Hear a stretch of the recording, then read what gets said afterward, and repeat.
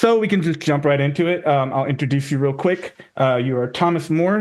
You're the founder of a mobile application. Technically, I believe it's a social media application called PoliTorium. Your website, politorium.com, describes your application as creating an environment where diverse viewpoints are shared with civility and mutual respect.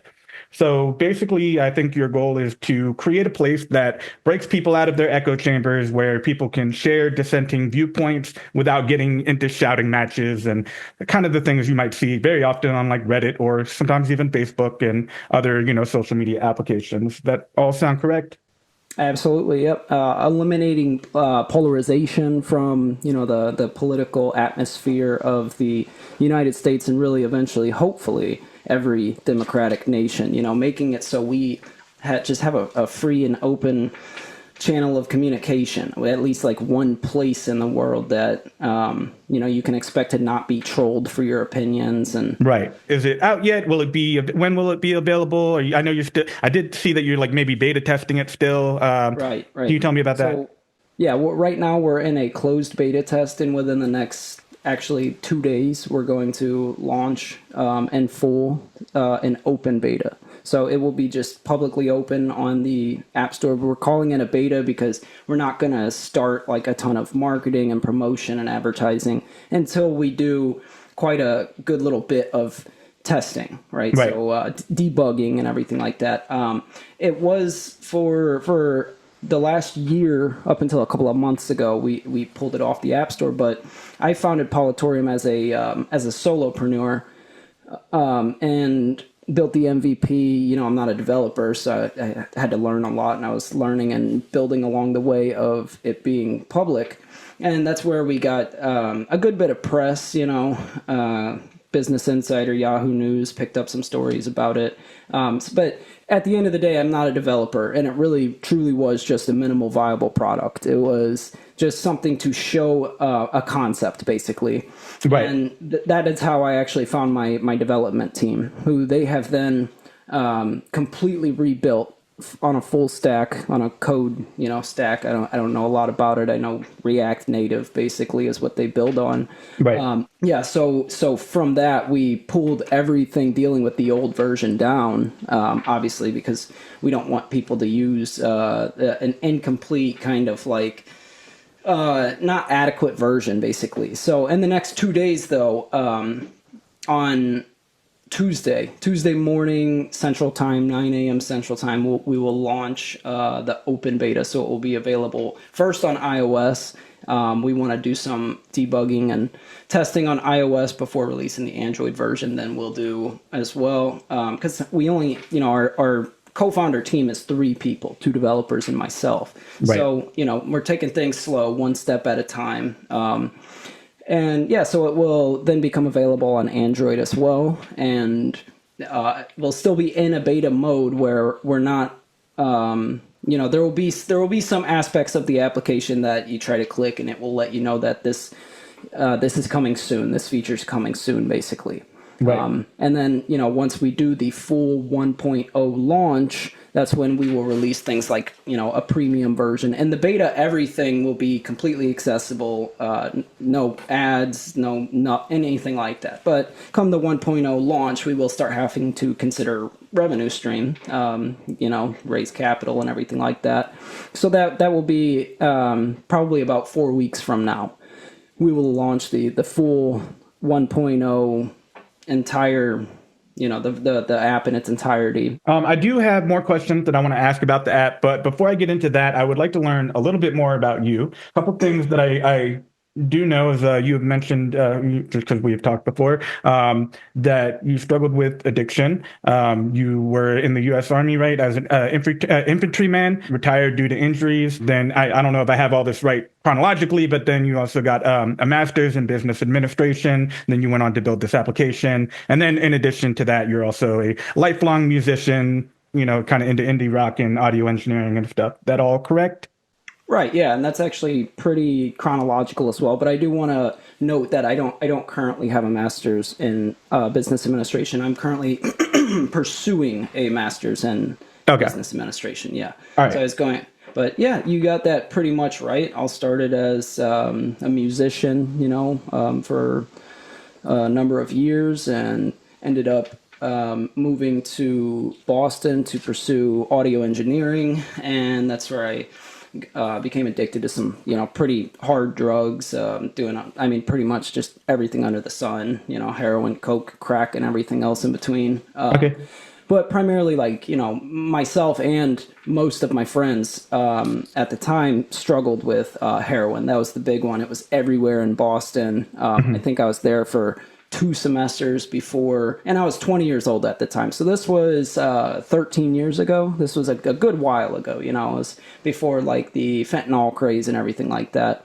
Right. Now that the whole idea and concept of people doing that type of stuff is terrifying because of just everything that's out there on the streets. It's something that actually along with political we're pursuing a social atmosphere for people to talk as well, to address things like that in their local communities. But to get back to the order of operations, yes, I was in Boston, and became addicted to drugs. That lasted for a good while, like 7 years. I was in and out of like rehabs and halfways, and really didn't know my path, or definitely didn't have an idea of a goal or destination in life. I was just struggling back and forth, fighting that whole addiction thing. Right. Lost a lot of friends along the way, like a whole lot, from overdoses and stuff, as you would expect with like heroin and other drugs.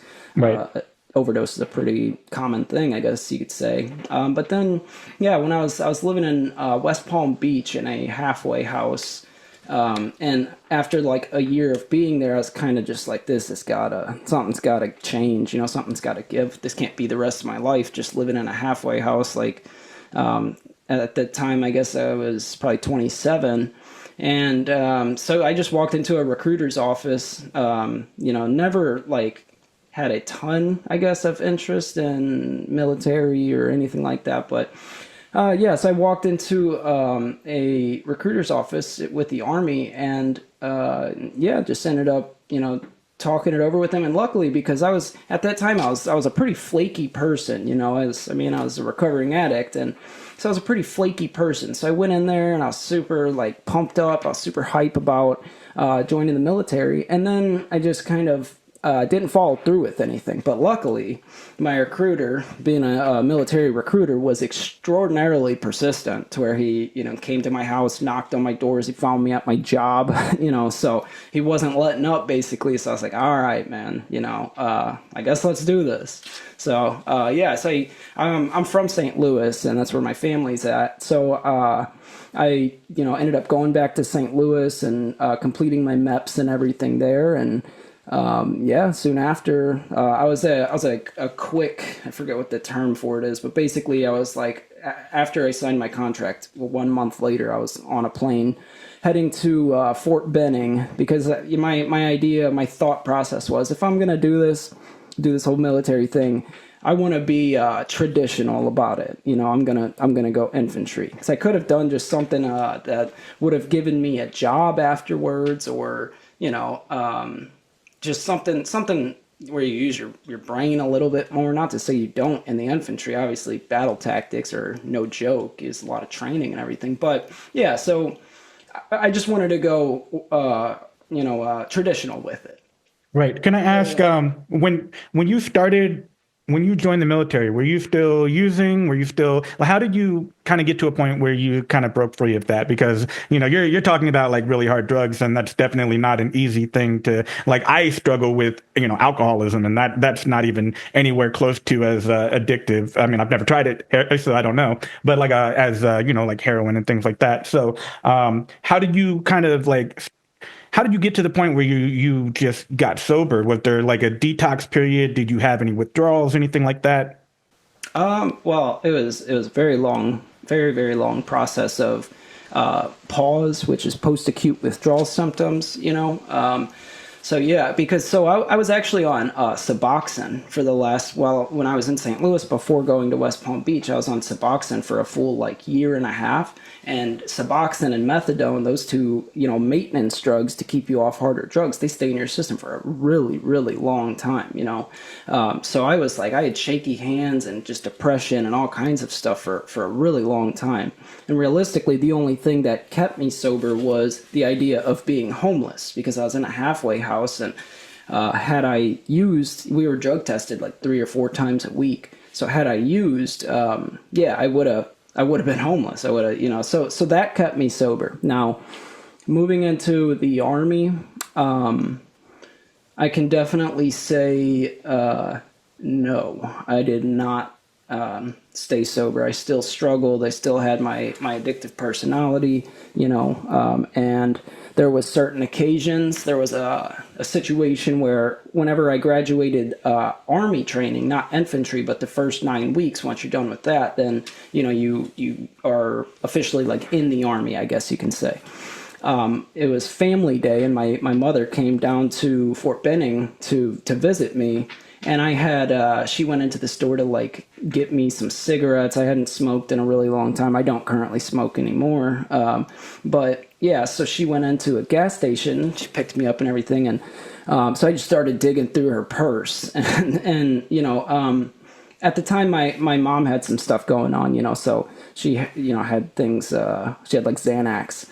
And yeah, so I took I stole a whole bunch of them from her, and she knows this at this point. I've had my whole recovery process of admitting my faults and everything and trying to take ownership for them. But so I was actually in the Army, and I think I had taken like 10 Xanax pills from her, and I stashed them up under my locker in this lip, like on the floor. I rolled them in paper and then stashed them there.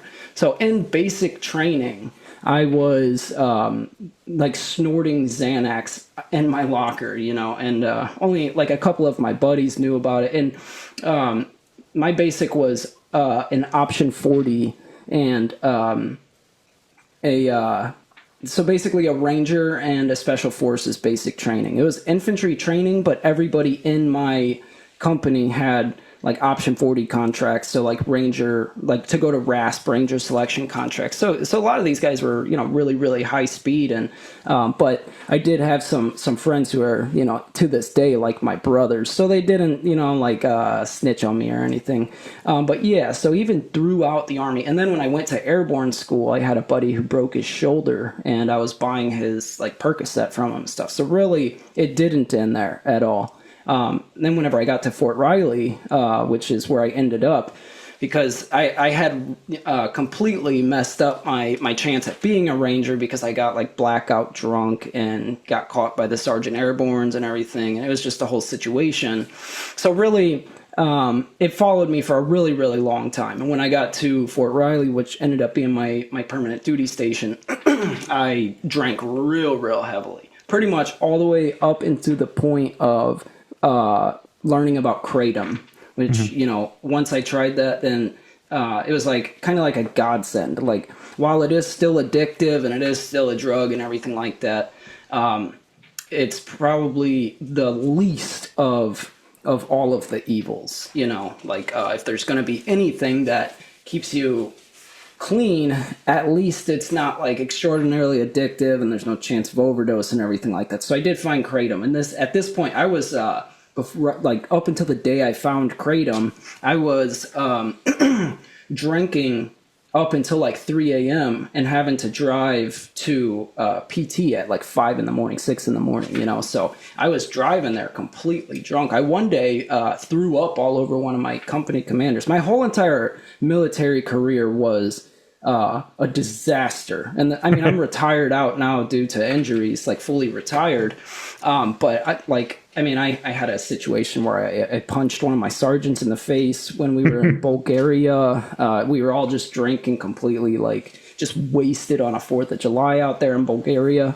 And there was just so many situations. Like they attempted to chapter me out like 6 different times, but right. For some reason, my battalion commander just like had like a super soft spot for me. This lieutenant colonel, like this great guy. And he just, every time my company commander and command sergeant major would like want to chapter me out, he would just nope. It was, not to say that I'm bragging about any of that stuff, because it's terrible. It's now that I am clean and not doing any like crazy stuff like that. I haven't drank in probably like 3 years or so, 4 years. I don't even keep track, but it was an absolute disaster. It was a very hard time. Yeah, it was like just a lot of, after having lost like a ton of buddies, and everything like that. It was just always the only thing that ever kept me sober was basically the threat. The one thing was the threat of being homeless. Even the thought of being kicked out of the military didn't keep me sober. I failed 2 drug tests in airborne school. Well, one in basic once we came back from Christmas for the Xanax that I was talking about, and then directly after, like 2 hours after I did the Percocet from my buddy in airborne school, broke his shoulder. Like 2 hours later, we had a surprise UA, but by the time I had gotten to Fort Riley, the drug test basically had to follow me to catch up to who my current commander was to address the situation. By the time it found me, I was already, I don't know why, I've never known why, none of my friends have ever known why this battalion commander had such a soft spot for me. But by the time it caught up, both of these drug tests, I was already like under this dude's wing, and he just shut it down. So there's so many situations, probably like approaching 10 situations maybe that I should have been chaptered out for. But yeah, by the grace of God, I wasn't. And, that helped me get to where I am today because I'm retired. I get retirement benefits, and that supplied me with like a nest egg, essentially. Like 2 years after getting out of the military, I started really noticing like the 2020 chaos, the chaos of the 2020 election was when I started being like, man, this is crazy, like how is there not just a place? And also, I like everybody was saying it, like tons of podcasters, like just even like Joe Rogan and people like that saying like there is nowhere to have a real like meaningful conversation. Right. And then like I was saying, the benefits of my retirement basically gave me the opportunity to start thinking about that, because it was like a nest egg. I didn't have to really worry about anything. So then I began basically just teaching myself like development skills, and I was like, you know what? If nobody else is going to build it, then I'm going to build it. And now we're here a couple of years later, and I have a development team who are, our lead developer is a 12-year full stack developer, like extraordinarily talented, and then our not backup developer, but our chief product officer is just insanely like he's a data analytics and AI and large language model guy. I don't know how it worked out like this, that we ended up becoming this team, but it's been amazing. It's been an insanely good process that we all work together really, really well. And now here we are on the point of launching the product, and we're all really excited for it. But it's been a really, really tough and long journey to get to this point. Between I'm sure. I'm not too familiar with the military. I mean, it's probably, I don't know, how common or uncommon would you say that addiction is in general for the military? And it doesn't necessarily have to be hard drugs. It could just be alcoholism. Is it a different ratio? I mean, what's your perspective of that? I think it really depends on the occupation, what your MOS is. Because if you're talking about infantry, it's like, this may be a bit hyperbolic, but it's like 9 out of 10. Like It's an absurdly high ratio of mostly, alcoholism, but tons of people get chaptered out. It depends on the base that you're at too, because a lot of people will wind up in like Washington State where, like weed is legal, and they end up just getting talked into just smoking a blunt or something like that with some friends. And then they get popped, and they get, like drug tested, and then they get kicked out. Yeah. But I would say drug usage depending on the base, like I said, because there's some bases that have been found to have like entire cocaine rings and stuff like that, where you got like the soldiers are dealers and everything. Yeah, but mostly I'd say alcohol is a sure thing. Like Yeah. almost always. I think some MOSs are like a lot more like late, just like kind of not just as crazy really. You know, like like in the infantry, it's almost everybody always. You know, it's Yeah. seriously, it's a crazy crazy thing. Yeah. Are there any moments like from your experience in the military that kind of helped shape, your view of the world and, things in particular that kind of like led you to wanting to create the product that you're creating? Right. Yeah, absolutely. The military really showed me like I've always known hard work because my mom had a like a farm and everything like that. So I've always been accustomed to hard work.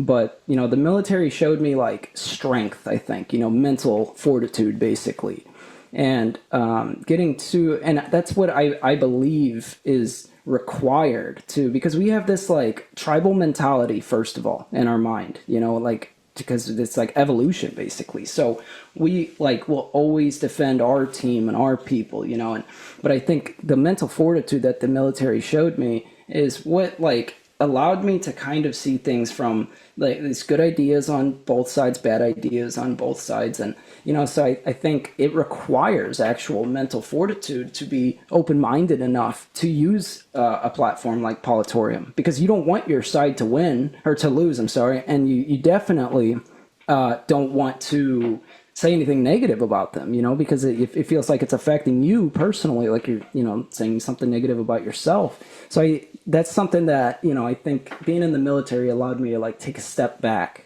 and see a more broad perspective. Right. And I think that, yeah, that is quite literally something that's required. Like you have to be a strong person to not be polarized, to not get sucked in to and a lot of people also like they want to troll and they want to talk down to people. It feels good, that gotcha moment, Yeah. it feels good. It's like a dopamine hit, Mhm. and I think it requires a mentally strong person to prefer an honest and open conversation over that gotcha moment because yeah the honest open conversation you might lose or not necessarily lose but you might be shown a different way that's not your opinion and there be no way to like dispute it. You might be shown facts essentially, Right. and then that gotcha moment you just win every time. You got Yeah. to say something negative to this person, they don't have nothing to say back, and you get to walk away happy. So I think it requires mental strength to prefer the growth over the shaming somebody. Right. I always think that, like, if you're doing something like being in the military, obviously you're going to have a lot of different people. They're all going to have their own, different viewpoints and they might differ from yours.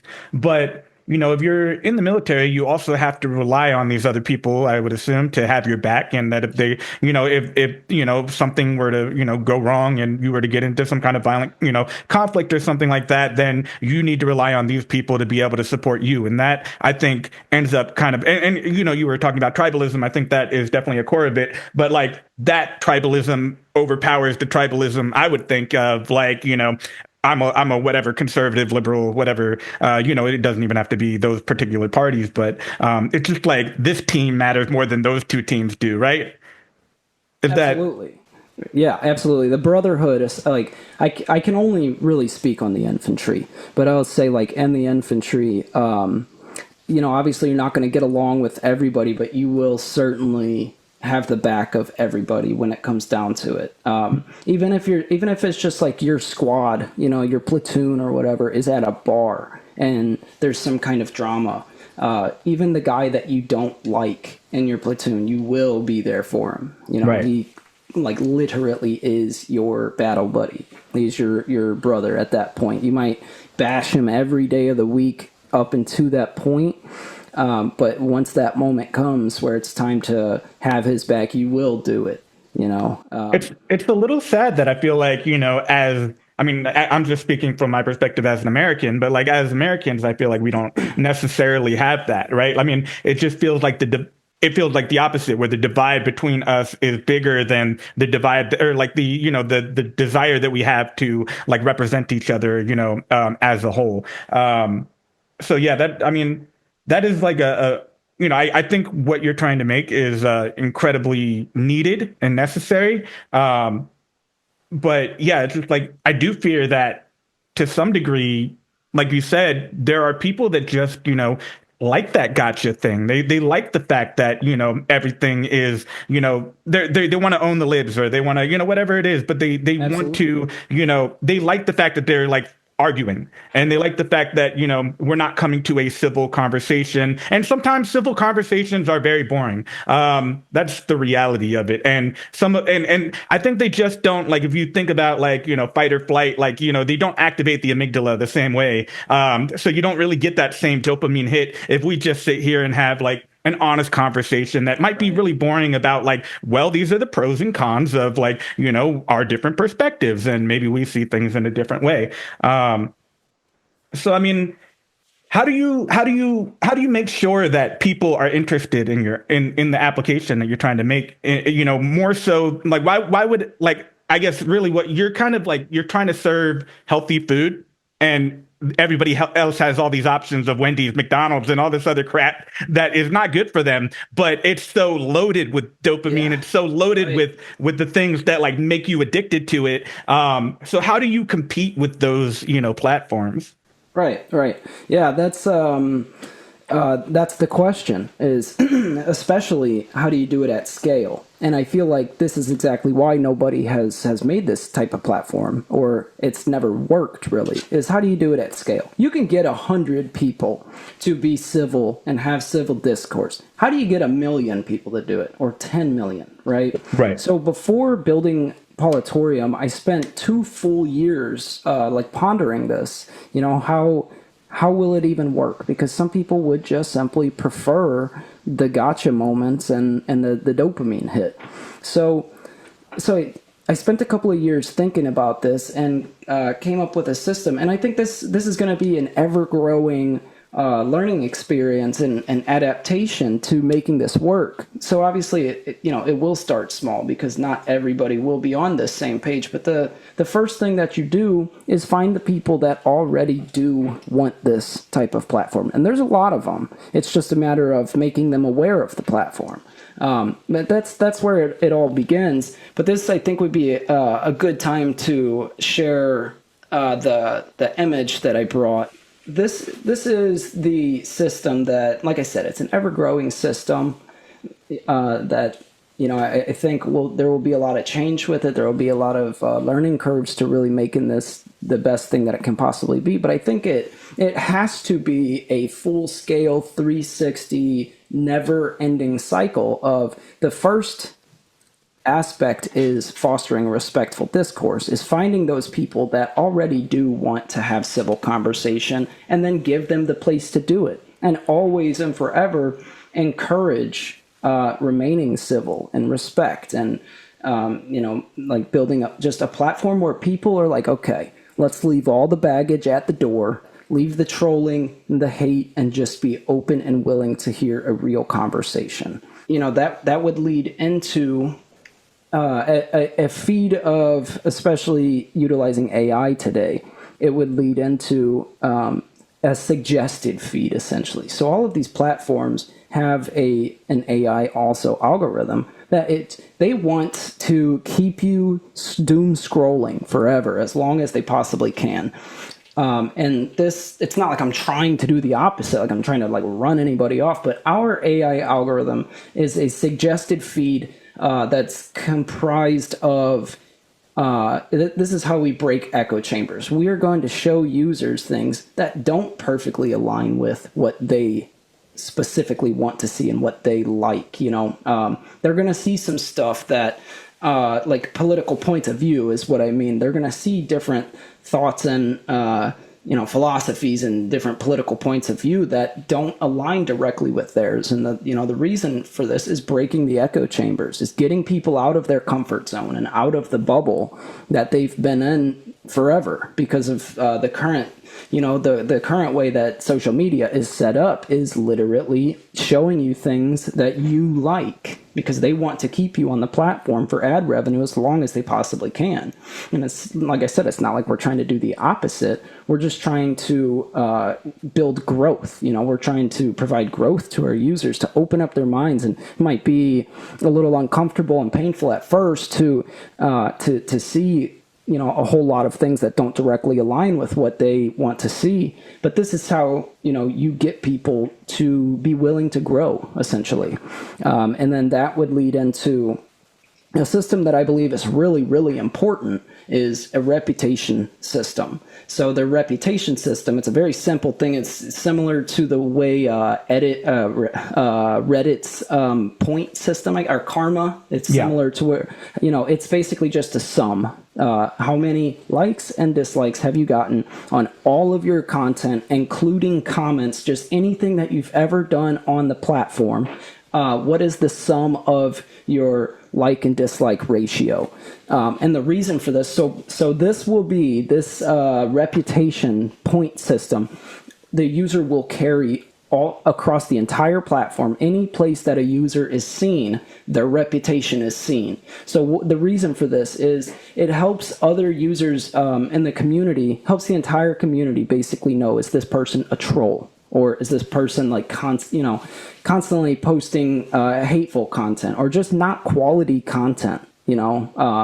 So the reputation system just kind of helps people in a way like save time. It's like we encourage that people just don't engage with the trolls. There are certain points where trolls will be banned because it's like I'm not going to tell you can't say something. I'm just going to tell you to go say it on Twitter. Because this is it's a topical app that there's a point to it. And there's a lot of other platforms that you can go troll. And if that's like your primary objective here, then you will end up getting banned because there's just like stay on topic. That's what we ask, is basically be relevant to the conversation, all conversation basically. But yeah, so the reputation system helps people see who they should and shouldn't probably engage with based on the quality of the content that they provide. So if somebody has like a negative 6,000 reputation because of trolling and just getting downvoted a lot,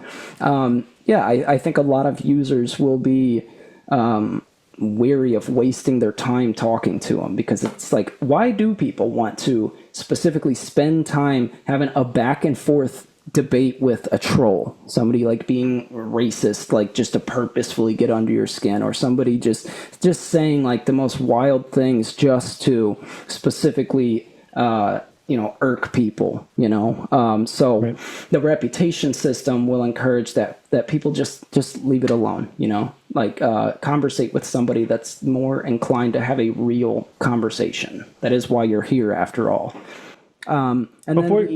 Before you move on to the step 4, one thing I was wondering was how can you enforce that, reputation kind of accurately reflects quality? And what I mean by that is really, let's say, for example, you don't necessarily get to control like the number of people that show up on your application. At the end of the day, you advertise it and people either come or they don't. But you might end up with like a demographic of like 70% liberal, 30% conservative, or maybe not even that, it could be 60-40. But I think at the end of the day, even if people are providing a very nuanced and I think a very well thought out argument, people are going to tend to agree with what they agree with, and they're going to disagree with what they disagree with.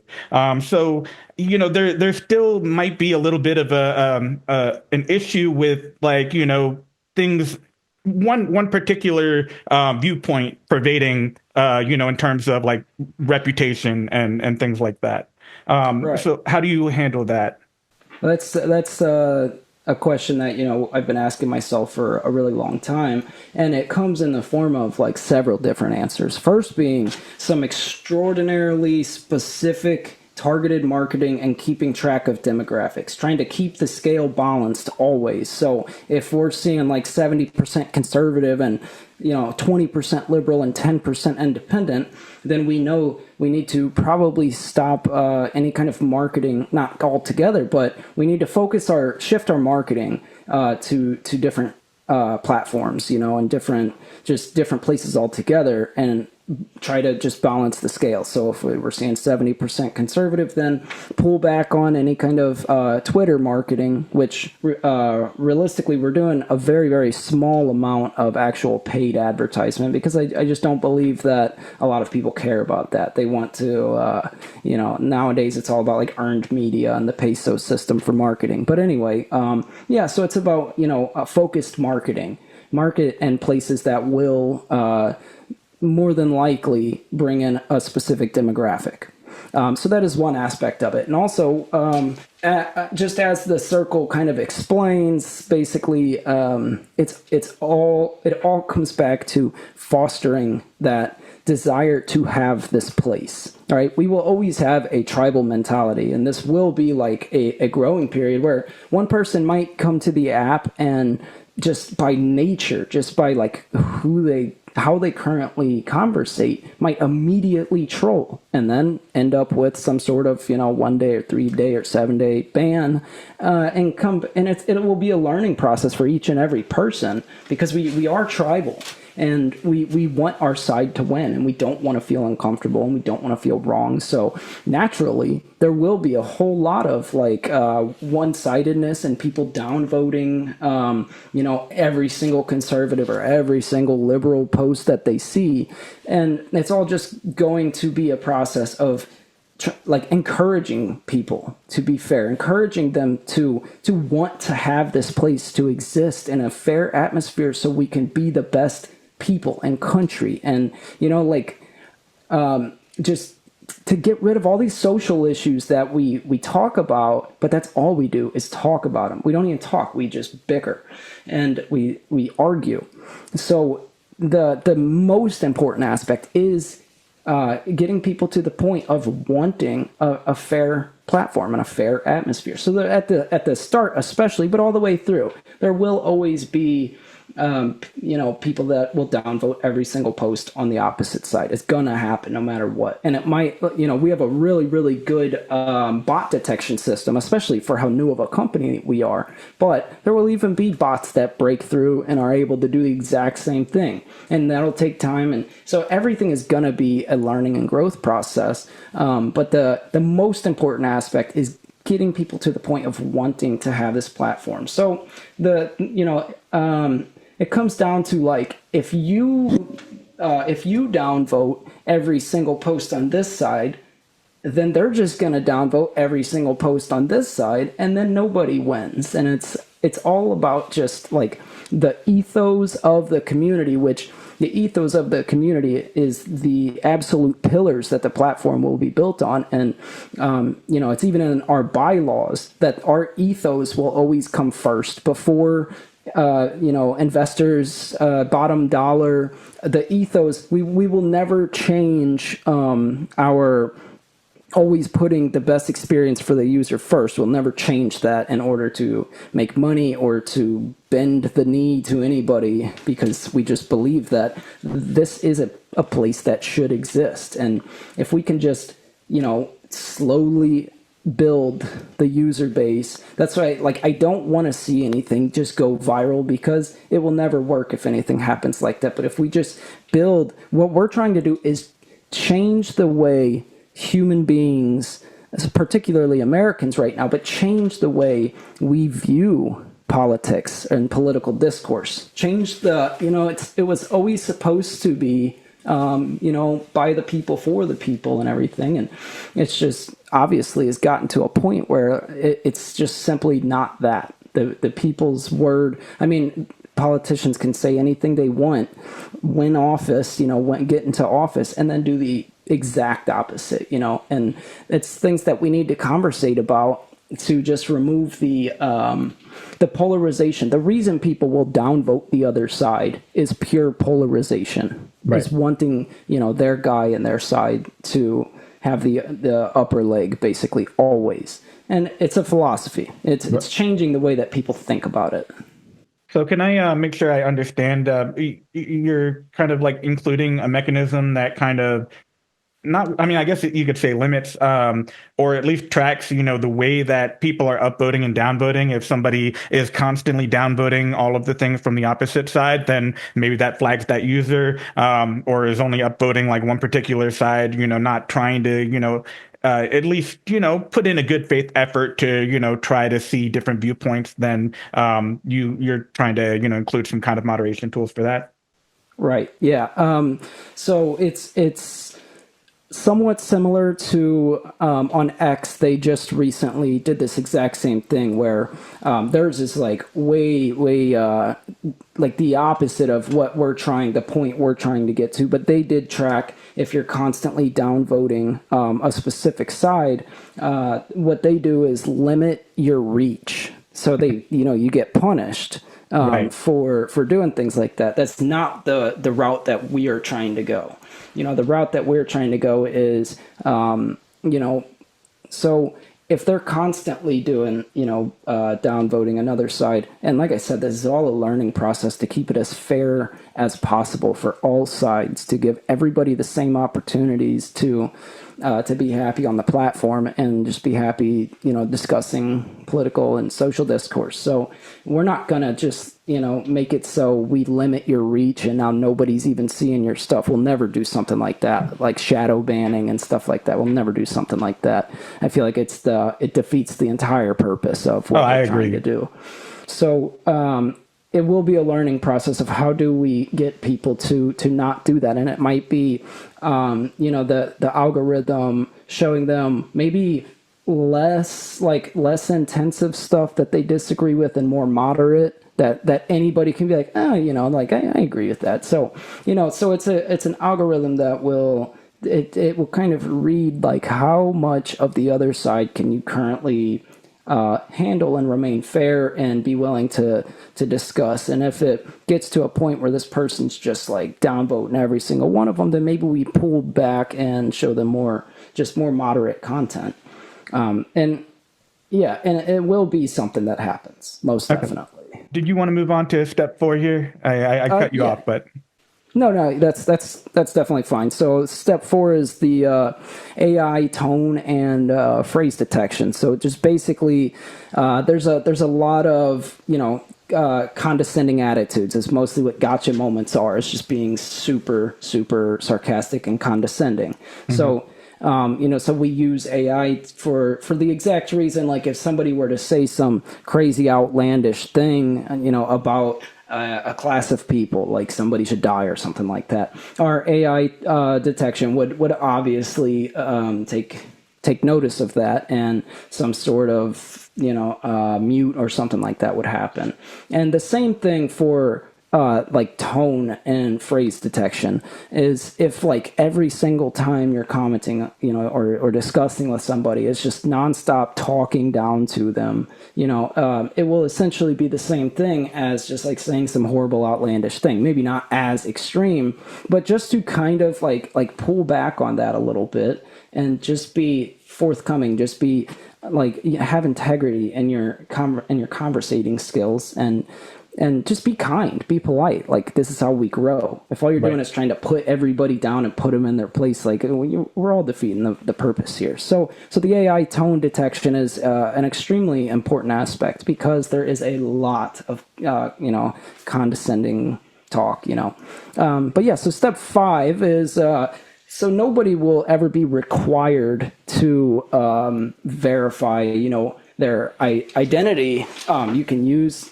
shadow accounts or fake accounts, whatever you want to call them, as much as you want, but we will incentivize. So in the case of, let's say, Twitter, you want a blue check mark, just pay $16 or however much it is, right? We won't, if you want a verified user badge on PoliTorium, verify who you are. It's an identity badge, basically, to state this is the real person and the only one of this person, And there will be, we use an ID verification API. You just scan the back of your ID and then it confirms who you are, basically. And because it will compare your ID to your profile essentially, and will be able to then give you a check mark saying this is the real person. And there will be incentives for doing that, just such as like a more broad reach of your content, and several features essentially will come with that. I think most important being, if you want to build your like reputation, not as like a political pundit, but just as somebody who has points of view and everything. If you want to build your reputation, you have to actually represent you, right? So we're incentivizing that. And by incentivizing ID verification and people showing that I am me, it really, really discourages trolling and troll accounts. It will keep all of those just nonstop, like anime profile picture or whatever, profile picture, like thousands of them that you see on like X and Facebook and everything, that they're made specifically just to troll. So I think the ID verification system is it's a very important aspect for exactly that, to minimize troll accounts. Yeah, so that's a super easy process, and it then unlocks several different features that you can then do, like make petitions and stuff like that. Because I don't want fake accounts to be able to make petitions, because then it's just people can just make thousands of petitions that are completely useless, and then drown out all of the ones that people are actually trying to bring change to their community with their petition. So yeah. There's certain features that will require ID verification. And then this is, I think, one of the more important features as well, is step 6 is the transparency infraction board. So basically, all of our moderators that, we use an AI human hybrid moderation system. Basically, the AI will detect something, then a human goes over it, basically. But the difference between ours and everybody else's is we'll have a transparency board. All of our moderators will be assigned some sort of number or name or whatever. And everybody in the world can just go to PoliTorium's transparency board. And it just shows every infraction that a person got. It keeps the person that got the infraction anonymous, as in their specific name and what they said and everything, but it does show the moderator that did the ban or the mute or whatever the infraction was.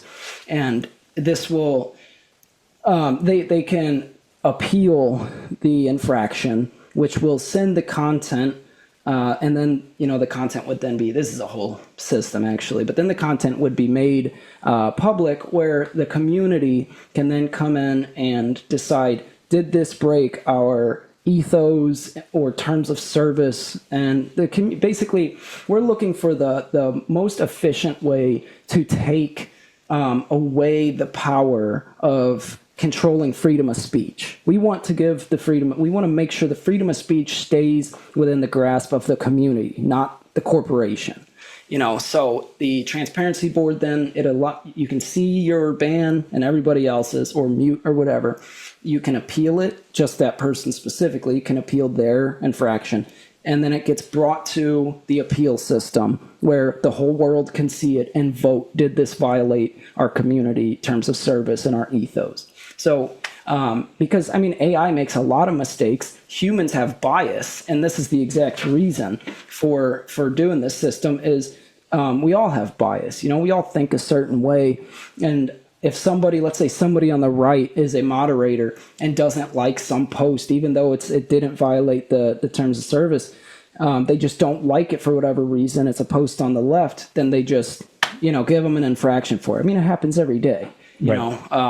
So this is a way to minimize moderation bias, AI accidents, basically, like if an AI accidentally, because it could just be something really, really simple, and the AI detects it as some sort of, it could have some kind of error and detect it as something that violated the ethos, and maybe it didn't. And then the community can be like, what? How did this violate that? And then they can bring, like they can remove that infraction. And as well with our infraction system, we use like a strike system, kind of similar to Facebook.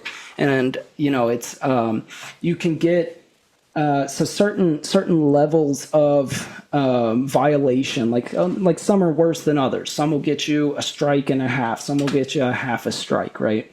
Well, those fall off, first of all, after a certain amount of time. You start losing these infractions from your account. To get your account completely back in good standing, you can still continue to use your account, but they fall off over time and they fall off over quality. So if your reputation has a steady incline, a steady boost throughout a period of time, then that will assist the infractions falling off. It will just bring your account kind of back, So yeah, that's I think just between the transparency that the world can see every mute and ban, and they can see what the moderator's specific number is, and then they know that like the world just knows that this was a biased post or whatever. Between that and the community being able to vote on what are our ethos and did this person violate them, basically. And this is another thing that's going to require fostering respectful discourse. It's going to require people wanting to be fair. If you go to the appeal system just to downvote every Republican or downvote every Democrat, we'll never have a place to have civil discourse. So it's just another thing that it's gonna require people wanting to be here, wanting this to work. We all need it to work, regardless of our side. You can have your side, but we all need it to work. So basically, it's a circle because it's going to just forever require all of these things. There is no end point. There's no end goal except just getting better every day at providing civil discourse. So yeah, it's there. I'm sure these things will change throughout time. Maybe there will be some epiphany moment that's like, oh, well, if I add this in there, so it's forever growing. It's a living thing essentially that it has to be nurtured and made better throughout time. I kind of love everything that you're saying, honestly, because I kind of came into this, I had a couple questions, and I feel like you have already kind of addressed a couple of them. One of the things that concerns me about a platform like this, and I think you've kind of handled it the way that I think I would handle it and would think is the better way to handle it. One being internet anonymity, because the reality is that there are a lot of bad actors. I mean, you have bots that are just going out there and they could be using AI to generate posts in order to create discourse or just create problems within people being able to have civil discussions. This is still a problem that maybe you might have to try to combat, but foreign countries, for example, that might be trying to interfere. They might send over 100,000 people that come onto your platform, and they're basically trying to influence the way that all of the discussions are going. I do like the way that your moderation system is kind of set up. Like, it makes sense to me that you're giving power to the moderators in the sense that they are able to ban things that need to be banned. And I think on the appeal system, that gives more of the community the ability to determine for themselves at a larger scale, which I think is harder to compromise. It's like, yeah, you can have 1,000, 2,000 Russian assets, but if you have 1 million people on your platform, then you could very well just overpower that just in numbers. It's kind of like I don't know if you know Bitcoin, but it's kind of like the 50-50 attack or whatever it was called. But right, it's like 51%. Yeah. 51% attack. Yeah. But so I mean, I like the way that this is set up. And then another thing. Add, just real quick about the transparency board, that every moderator will have a moderator profile that are completely public, and users can go to them to see is this person just nonstop banning Democrats? Are they being fair? Essentially, Right. Are they being moderate? Right. The other thing I was thinking was that there still kind of does need to be some anonymity. I think that there are potentially some topics that are so polarizing that it's not necessarily safe to talk about, but they're still necessary to talk about. And that's one thing that does concern me. And another question I kind of had going into that is, how do you really make sure that the really, really difficult conversations are able to be had? Things that, just by bringing them up, just by talking about them, people might be offended. People might, might be, averse to wanting to even see a different side to it, if that makes sense. Yeah. And like one example, I'm gonna just go ahead and say it. Like one example I always thought about, because I started writing a book a while back, and I have a whole bunch of other like content. This is just like one, like maybe like paragraph out of like a 300-page book, but it was a thought that I had when I was thinking about Gary Coleman. I don't know if you've ever seen Gary Coleman. He very much like looked like a child if you ever saw him in person. Or, just seeing like a video of him. But he was a fully grown 20, 30-year-old person. Now, Gary Coleman was, he got into a relationship with I don't know how old she was. I would have to actually look it up, but he got into a relationship with a woman who, does not look like a child. And then this is the type of thing that like, that's I think a controversial thing to think about, right? Like you have this person that is a 30-year-old man or a 40-year-old man, and yet, physically shares all the traits and appearances of a child. Then you also have this other woman who does not have the same physical appearances, and yet, for some reason, like, is attracted to this person that looks kind of like a child. And when I say kind of, I mean exactly like a child, right? So this is like, a thing that I think would be very difficult to talk about. It's a thing that, like, I don't think that people would feel comfortable talking about, especially, on a anonymous platform, and to really have like a debate about that type of thing. So it's like, and that's just one example. Another example I could think of is like, I look at 4chan every once in a while. I don't post on there, but I try to see like what's going on and see all types of different, perspectives. And, on 4chan, like a common theme, it's not, when I say it's a common theme, it is a theme that gets posted up. Like, if you go right now, you could probably find it. There is a very large anti-Semitic population of 4chan, and they have these theories that go really far out, in my opinion, onto like the conspiracy theory world, and like they post things that are like deliberately anti-Semitic.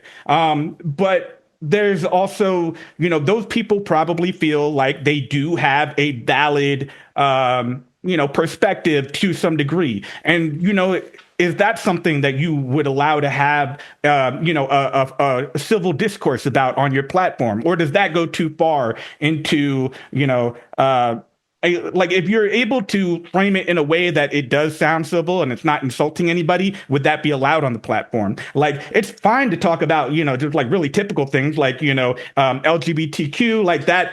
We all talk about it so much that it's not taboo. We all talk about it so much that it doesn't feel like it's a very polarizing. Well, it's polarizing, but not like to the point where we can't even have a discussion about it. But there are some topics like those that I think that are so polarizing that it's you're just not even allowed to like have a discussion about them. So would you allow that type of thing on your platform? Do you ban that? How do you handle that? Yeah, so I don't think there's anything that just plain wouldn't be allowed to be talked about. I think there's specific kind of just, how would you say it? Like there's specific ways that things are said that wouldn't be allowed. So the whole idea is like, is it progressive towards the conversation? Not any specific conversation, but just the conversation of civil discourse. Is it progressive, not like liberal progressive, but does it continue civil discourse, right? So I think there's a lot of things that you can, like say, let's just say you mentioned, the anti-Semitism. There's a lot of ways that you can talk about the problems without being hateful. Right. You can criticize Israel without being hateful towards Jewish people. you could criticize specific things that particular groups of any kind, or white people, black people, Jewish people, might have certain philosophies that you might not agree with. But I think in every conversation, there is like a line in the sand where it goes from being constructive to hateful. So I think that is the important aspect to note. I don't think there's anything like that shouldn't be allowed to be talked about. I mean, like pedophilia or anything in the sense of like fixing things, making things better for the world and for America and for just everybody, for all people. I think as long as that like line in the sand is like observed and noticed, like we all know where that line is between hate and constructive criticism. As long as that line is respected and we stay on the side of civil discourse, then yeah, there shouldn't be anything. I don't personally think that shouldn't be allowed to be talked about, like anything at all. Right. But it just needs to, like toe the line of respect, basically. Right. Like don't cross into that. It needs to be constructive, right? Like absolutely. Okay, so here's a different question. How would you deal with something like the pandemic? And what I'm really thinking about is we had the pandemic. It was this, and you have to like really kind of go back to 2020. And I don't know exactly where you were in 2020. You might not have been in America. I know you said you kind of came back around that time, right? But during 2020, what happened was there was this whole, the pandemic happened. There was a time period where nobody knew how bad this virus was. Nobody knew, like, is this going to kill 1 million people? Is it going to kill 50 million people? There was no way of telling. Scientists did not know. Like, people did not know. People had opinions about it, but nobody knew. And the reality is that like that's all controlled by some arbitrary variable. Like there's an R number, right? And the R number, if it's like higher, I'm not a scientist. I'm not a professional here, but I think it's like if it's higher, then like more people die, basically. And so the higher that the R number is, the more severe this is, the more people are going to die. The more it's important that we get all of this under control immediately. Otherwise, you're talking about, okay, well, we have 1 million people dead versus 50 million people dead. So forth. And so the problem in the pandemic and the problem that Facebook, had to deal with was, trying to handle, disinformation, trying to handle people, that are, anti-vaccine, and you have people who are pro-vaccine. And that's, definitely a topic that would come up on your platform if it happened, during the pandemic like that. But there's an external variable that is, I think, particularly difficult to deal with when you're talking about, this is a real thing that is going to affect the lives of people. So if we allow, a certain amount of disinformation, like, I'm not here to say vaccines are safe or they're not. But, if we have people that are saying that vaccines are not safe, and then the scientists are saying that vaccines are safe, then how do we get to a point where, one moment, it's kind of like scatterbrained a little bit?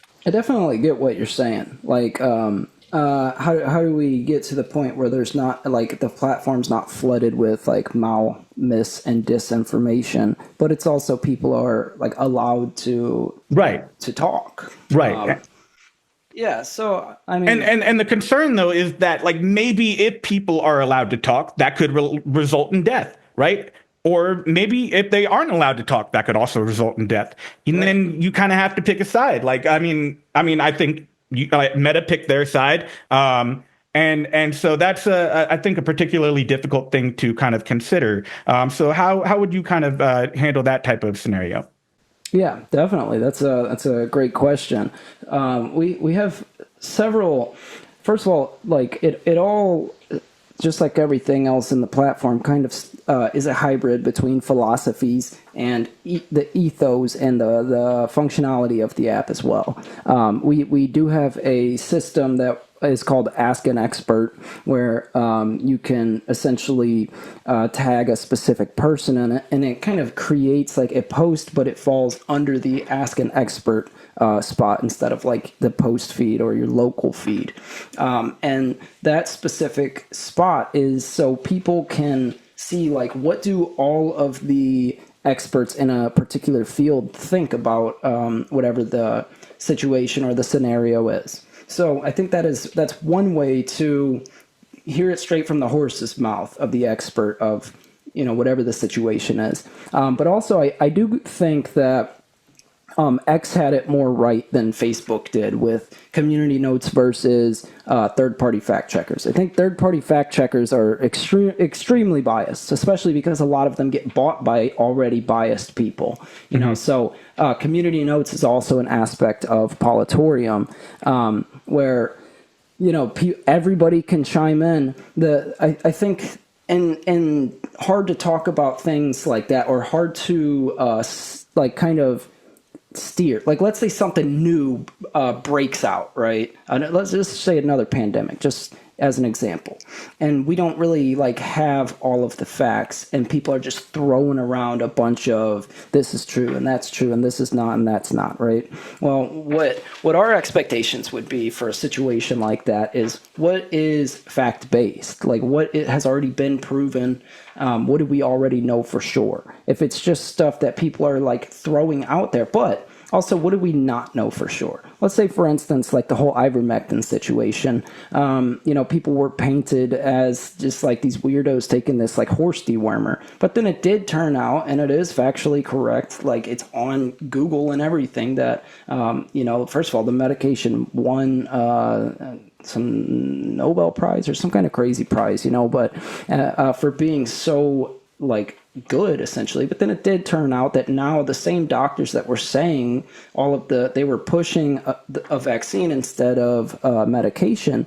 They were, saying that it was a negative aspect of everything. But now a lot of those same doctors have pushed that same medication. But at the same time, a lot of the people that were super anti-vax and everything, they don't. They're not expressing the truth for all mRNA vaccinations. They're judging all of these vaccines, or they're putting them all in the same category as a vaccine that at the time was only 6 months old, and so I think it all comes down to what do we have the facts on and what do we not. And not the facts as in third-party fact checkers, but what do we already know to be true and not true, and kind of guiding the conversation for things like that through what we know and what we don't know. So if somebody's saying this medicine's going to make your head fall off, well, we know that's more than likely not true. And it's just one of those things where we observe what we know to be true and what we know not to be true. So it's a very hard thing to manage, for sure. But I think that when a company, a corporation, a platform chooses a side in whole and just says, we will not allow this talk, I think it's very silly. It's because there's true and false things on all sides. And that's what we need to get to, is what is true and false. Stop politicizing medicine. Stop politicizing social issues. And let's just talk about what we know and not know, what we don't know to be true. And let's remove the politics from those situations, because like you said, this information, it could harm people, or not having the information could harm people, so just banning altogether, talking about a specific topic, it could harm people, but also allowing anything to be said, especially things that aren't true, that could harm people too. So we need to look at what we know and what we don't know, and keep it right there. And as we grow and more information comes out, then we allow that, or we don't allow the things that we know to be false, But again, another big aspect is the ask an expert and getting it. So all of those types of ask an expert, you can click a category and you'll see all of the expert opinions in that field, and people can ask questions on the post and that expert can answer them, but so somebody can start an original ask an expert. And it's just like tweeting somebody basically, but you can go to the Ask an Expert section and see all, like you could break it down like a chip list. You can click medicine or you can click health or finance or whatever. And then you'll see all of the posts in that section. Or just search a specific keyword. Like say you search COVID, then you'll see every expert that has been asked the question on COVID and them answer it in the comments. So I think that that's, very, very important too, is really hearing it from, I want to hear about a vaccine from a doctor, not a politician. Right. Not a random person on X. I want to hear it from an mRNA expert, So having all of those in a centralized spot where it's super easy to find and it's readily available, and you don't got to go and like Google, like, what does this guy think about this? Like, it's all right there. And if it's not, then you can ask them, and it basically we have a system set up where it's, we'll specifically ping that, not just give them a notification, but also like send it to their messages and everything that they've been asked a question in the Ask an Expert section. And for the Ask an Expert section, it would be they voluntarily like sign up basically to just like enroll in the I'm an expert in this, and then they prove their expertise just either based on what we already know about them, if they're verified and like they already have a Wikipedia page for being some sort of expert, then yeah, they'll just be granted the expert badge. Essentially, it's not a real badge, but just basically they'll be in our system as an expert for this topic, and they can only in that section comment on what they are an expert in. They can't go answer questions about stocks if they are an mRNA expert, right, unless they've also proved that they're that too, So I think that's a very important aspect, is hearing it straight from the experts, not the news, not the people on the news. Like, I don't want to hear about anything besides, I don't know, like news, being a newscaster in this specific topic, if that's what they are. I don't want to hear about vaccines from, Tucker Carlson or somebody. It's like you're not an expert in that field. So not to say you shouldn't be talking about it. You absolutely should be talking about it, but you shouldn't be making claims or accusations that you do not know to be 100% factual. So this is a hard topic. Like this is a hard thing to. This is kind of what we do with all of these different sorts of societal like discourse, and is find multiple avenues to approach it, and attack from 360. Just basically have different legs for different functions and features to stand on. And this is one of those things, is how are we going to control the like mal and dis and misinformation, and yeah, so I think all of those things will kind of play a role and will continue to grow. And as we come up with, better systems, and that's what we implement. About a year ago, I think Mark Zuckerberg basically kind of published a letter saying that, he was pressured by the Biden administration to start limiting certain content. So how do you deal with the potential of the U.S. government, trying to enforce, some kind of policy on your application? Yeah, totally. That's probably like one of the most important aspects, because social media companies are protected by, I think it's called like Section 230 or something like that, where they are deemed not a publisher, where the independent people are the publishers, so they can't be sued or shut down based on what their users say and talk about, right? So that's a big threat that the government likes to throw around, is taking away a platform's, Section 230 or whatever that is. I believe that's what it actually is called. But taking away their protections in that aspect. And that's a scary thing, because, they can do it, So the big idea basically is, well, it's not just the U.S. government. It's like how Brazil just kicked X out for a little while. X was inaccessible in Brazil, because so we want to expand into every democratic nation, any nation where the people have the ability to have a voice, then they should, is what we believe, So we want to expand into all of those nations, and then that comes with answering to all of those governments. Right. So our hard and fast rule is going to be to never bend the knee just because they say to. We'll follow all written and congressional laws, and that's it. If they're like threatening us with some sort of like, thing that's not written down, we'll go to court basically. Like, we'll fight for our right and for all of our users' rights. Would you maybe like publish to the platform like, hey, the government is doing this? Absolutely. 100%. I mean, if you had the ability, obviously. Absolutely. And if it was a thing where we knew exactly who was doing it, then yeah, I mean, we'll spotlight it, because it's like we're just letting our users know that, they're trying to take away their right to conversate, their right to have an opinion on something based on, like, they don't want us to talk about Hunter Biden's laptop, even though, like, it's a thing that we can talk about. We're Americans. So here in America, absolutely, we would spotlight every single politician that, we won't deactivate their accounts or do anything crazy like that or limit their reach. We would just make it very known, maybe like a note on the top of the app right whenever people log in that, like, the government is doing this specific thing because we won't remove content involving this type of talk, whatever it might be,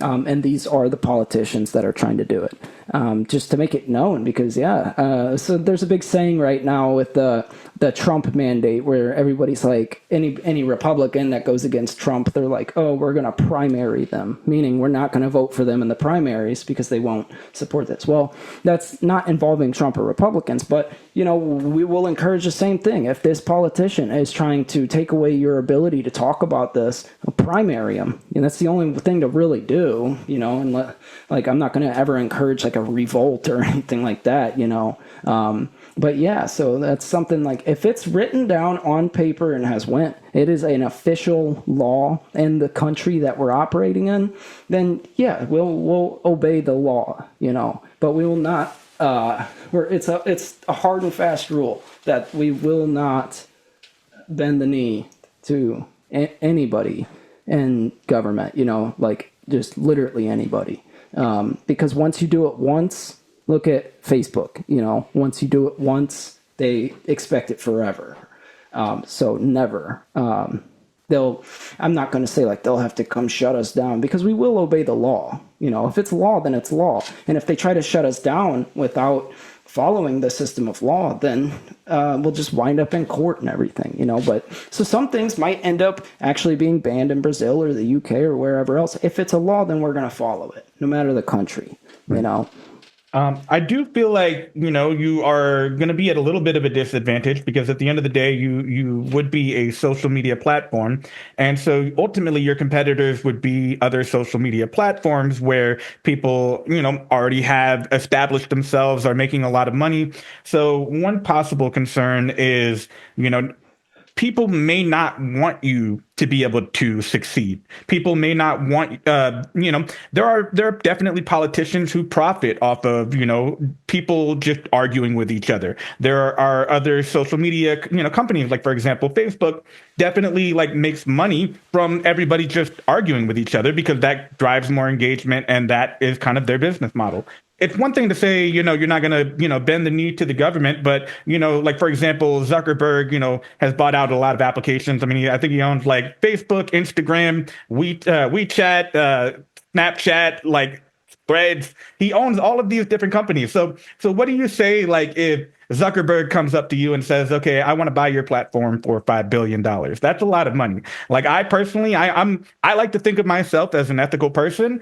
And I 100% agree with everything that you're doing. But if somebody said to me, oh, okay, $5 billion, or it doesn't have to be that, like an arbitrary amount, but like, I'm thinking about it. Like, I mean, do you really turn down like, a lifetime and also the ability to take that money and maybe even put that into a different,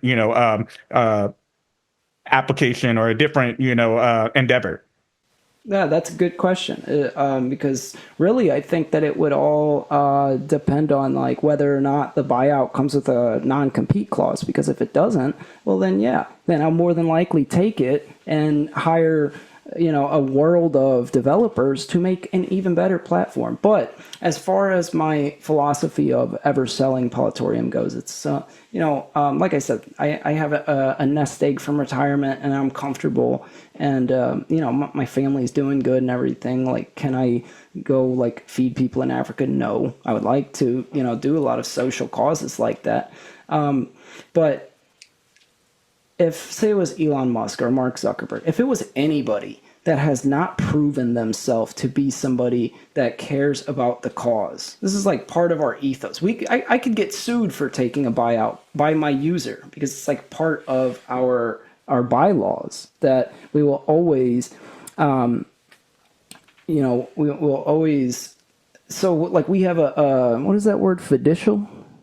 I forget, but basically we have a legal duty to our users to always do what's best for the users inside the platform. So if it was somebody that has like really, really proven themselves to always put first like the ability to have respectful discourse, I mean, like I can't ever. I've put so much like blood, sweat, and tears, and time, and effort, and my heart into building this for a specific reason. I couldn't really imagine myself ever selling, but I certainly would not. It wouldn't. The thing that would get me to sell would never be. And also, I have other partners and shareholders that would have to agree with everything too. But it would have to be.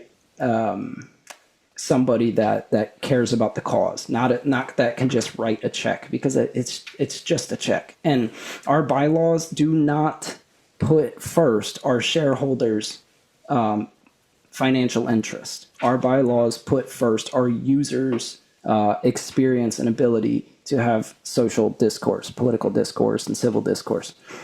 So I did that as a protection. So if somebody comes along that's like, here's $5 billion, we want to buy you guys out, that my board of directors can't just simply force a sale, just based on bylaws alone. They would be able to do that in a normal situation and normal bylaws. And that's why it's the very, very first thing in PoliTorium's bylaws is the protections of the user's experience are always the priority. And if a venture capital or anybody else sees that and it's like, well, I'm not going to invest if like my personal finances aren't the number one, aspect of the whole company, well, then don't.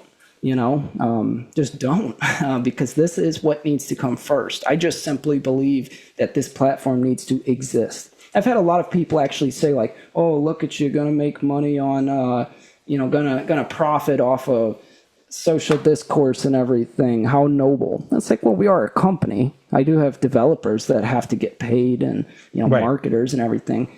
But at the end of the day, running a platform like this does not require $5 billion, at least not at the scale that we're at. The platform can be run just based specifically on revenue. If we want to scale in a large way, sure, we'll need venture capital or something like that, depending on our revenue, current situations. But yeah, it just simply doesn't require $5 billion.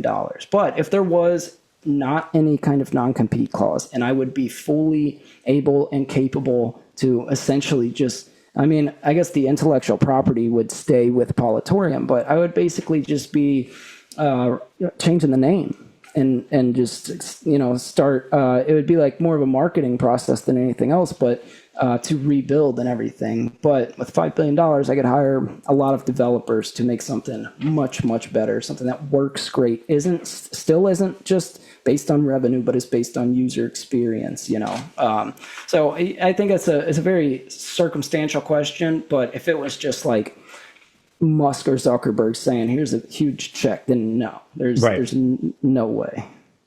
I know that's easy to say now, obviously. Yeah. I mean, the check's not in front of your face, right? Exactly. Yeah. But you've been working on this for a long time, and I know you said you put a lot of like blood, sweat, and tears into it. One of the things I wanted to know was what drives you more than anything? Like, is there any like one particular thought, one particular experience that really makes you feel like this is necessary, or is it?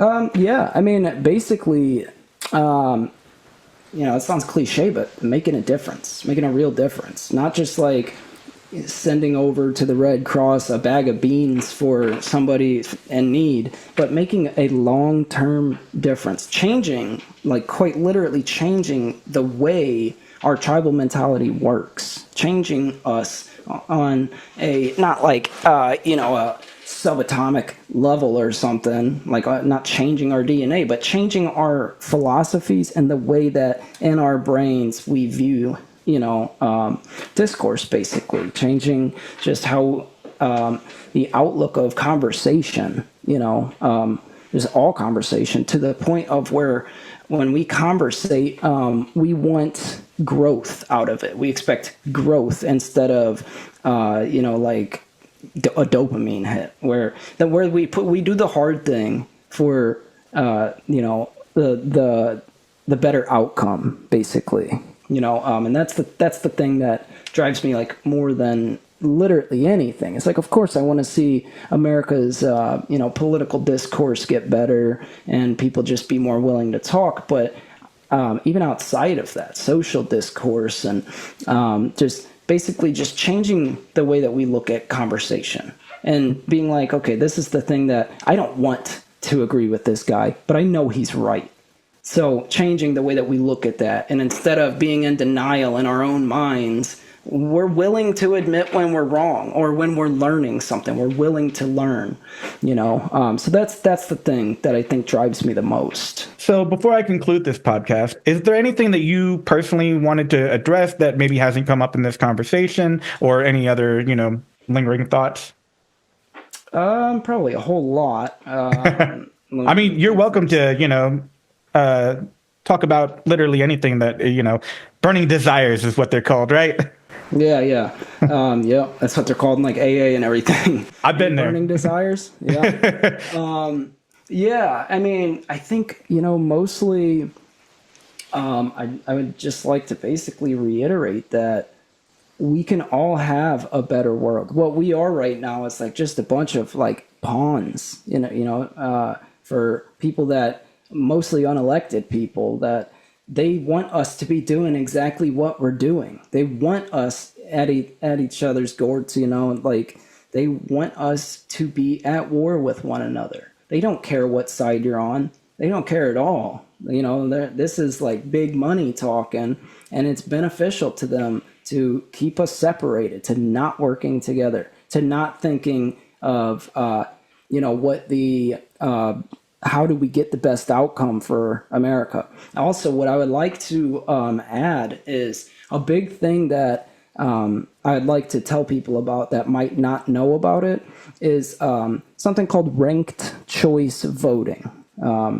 So it's like a voting system, basically. And this is something that I truly believe could eliminate a ton of polarization, first of all, and division as well, and also more honest and politicians with more integrity when they go out and say what they're going to do, and they're campaigning. It will create a more honest atmosphere for our politicians to have to exist in. And this is something that I want to like start. Not like I'm never going to tell communities or anything like that what to do. I don't believe in doing that, but I'm going to encourage that they look into. There's a couple of cities around the U.S. that they've already implemented ranked choice voting, and there's really, really short videos, like a 1.5-minute video on YouTube that's like super, super descriptive, and it uses like ice cream and burgers as an example of how ranked choice voting works. It's like 1 minute and 32 seconds or something, but it is very, very informative. And I believe that this is a process that a lot of our problems here in the U.S. come from how our voting and campaigning system works. Politicians are literally incentivized to create a divide, between people, because they want all the ones on the right and then they want all the ones on the left, and nobody in the middle. And everybody in the middle is like just basically told that, you're wrong if you go that way, you're wrong if you go that way. It's just like a whole crazy thing where, so the politician creates division to get this whole group of voters. The division creates polarization. And it's just this process that it doesn't make any sense. There's several things like that I'm a big, advocate of. Ranked choice voting is probably the main one, because I really do believe it can eliminate a lot of the problems that we have in our voting system. Like, it's still the exact same voting system. It's still democracy, and it's still a democratic republic, basically, voting system where who you vote for is your representative. It just makes it so you have like a backup voting process to where the politicians, basically, the big theme is they can't create division and polarization because they need all votes. They don't just need this handful of votes, because even if they do get all the Republicans or all the Democrats, then this guy over here can get all of these guys and all of these guys. It's just a system that works a lot better. And also, it makes it so, this is probably the biggest, most important aspect of all of the ranked choice voting topic, is everybody says voting third party, voting independent, voting green is a wasted vote. That is so anti-American and the opposite of what we are supposed to stand for. We're supposed to stand on our ethos, what we believe to be right, and people don't do that. This is a phrase that you hear every day. He's the lesser of two evils. That's so terrible. Why is that our voting system? Well, I will say that, I think it comes down to the fact that, the reason it is that way, it is a wasted vote because we are so divided, and because that is literally the goal, I think, of the politicians, that they make it so that there is not more than two options. You either pick one or two. But if if more people were able to find a third party, then we would definitely, I think most people want a third party. I think most people want to see, the majority of people, I think, want to see the working class improve, and probably want to see less wealth in the upper class. Maybe I'm wrong on that. I think that maybe the majority of people probably feel that way. The wealthy have been ruling for a very long time. Things are not good. And there's a reason for that, right? And they rule both parties, both. Yeah, they're both serving wealthy people. Absolutely. It's just a bunch of rich people telling us what to do, and then we stand behind them, defend them online, be at each other's throats for them. And so the ranked choice voting situation, it would make it to where you could go run. And if you had enough individual support, it's not a wasted vote. Because the way that the ranked choice voting system works is you vote, nobody's vote is wasted. Because let's say your candidate doesn't win, well then you make several votes. You vote, I want this guy, he's my first choice. This girl is my second choice. This guy is my third choice, right? So if your first choice, the third party, drops out or gets knocked out or whatever, then your vote now, your second choice becomes your first choice. And so at the end of everything, that vote would go to the candidate that you voted for. So that whole idea of, it's a wasted vote, don't vote for this guy, Rand Paul or Ron Paul or RFK or whatever, because it's a wasted vote. It gets rid of that altogether, because it's no, it's not, because if he gets knocked out, well, then my second vote will just step up. And so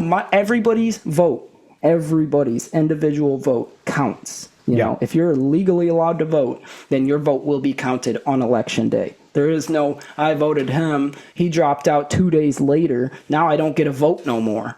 There's none of that, So basically the way that it takes care of that whole situation of not voting independent because it's a wasted vote. So that whole idea is just out the window. Now you can vote independent. And it also makes it so all politicians need to think, I need those secondary votes. And those people that voted independent, if their guy drops out, well, I need those people. So they have to be a whole lot less polarizing and divisive. They need to now expand what they're accepting of and what they talk about and everything to now get those second place votes.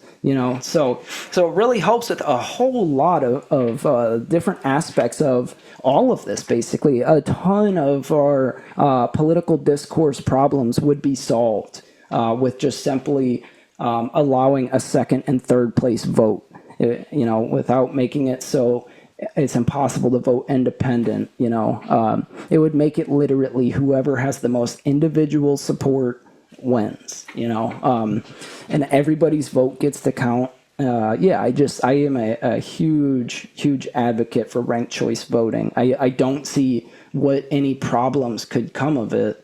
Right. No, I definitely think it sounds like a much better system, right? Like even if, yeah, it's like if you even if your number one choice doesn't win, then you got your second, and that will still allow you to vote for the lesser of the two evils when you have the other two parties, right? If it comes down to that, so you get to vote for your guy first, but then if you don't have to worry about, well, he's just going to get knocked out because an independent hasn't won since 1928 or whatever it is, Yeah. Then your vote will go to your lesser of two evils, if there's nobody else. So yeah, you just wind up voting for the same guy anyway if your guy doesn't win. But we can eliminate that rhetoric of a wasted vote, because people don't want their vote to be wasted. Like, that's your vote. We're an American. You get to do it only once every couple of years. So people don't want to just throw their vote away, essentially. And that's how they feel right now.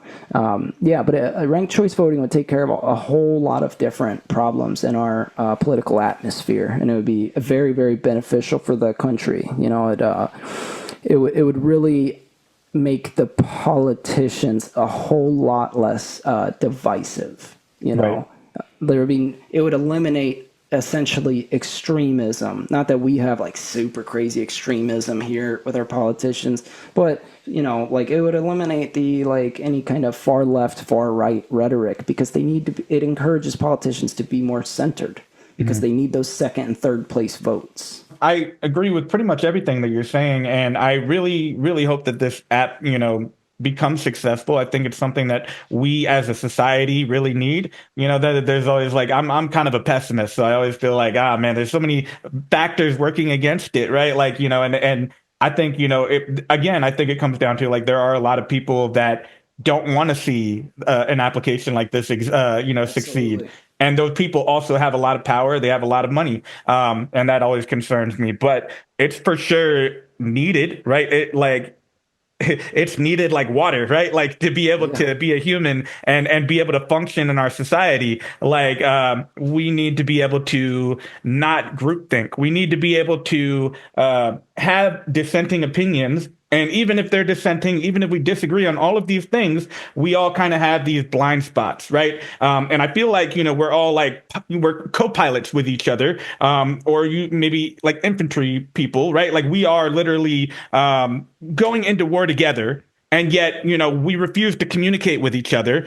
This person sees, all the stuff on the right. This person sees all the stuff on the left. But then there's stuff on the right that the person on the left doesn't see, and there's stuff on the left that the person on the right doesn't see. And they don't communicate with each other. So then you just crash into something, or or you get taken out by some kind of military opposition. So I 100% agree with everything you're trying to do. And I really hope it's successful. Thank you so much for, taking the time to come onto the podcast and talk about this and have this conversation. I definitely found it very interesting. Yeah, thank you, man. I really appreciate the time and, the effort that you put in and everything. I would, maybe in the future, whenever we're launched and we're into the real 1.0 version and everything, maybe come back on and I can let you know how everything's going. One more reiteration. So the open beta will come out in the US only on this coming Tuesday. It'll be on the iOS store to start, and then about a week later, it will be on the Google Play Store. And as well, while it's still under construction because our developers are extremely, got a lot on their plate getting this open beta launched, PoliTorium.com is the landing page, and it's like I said, still under construction. We're getting there with it. But yeah, so that's basically, follow us on X, myself on LinkedIn or anywhere else. I'll be doing a whole lot more of these podcasts as we roll out, the beta and then finally the 1.0. Just really trying to get the word out there. And yeah, I mean, looking just for anybody that wants to participate in constructive civil discourse.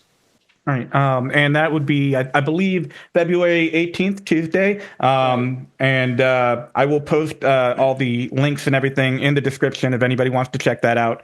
And That's it for this podcast. Thanks, everybody. Thank you, man.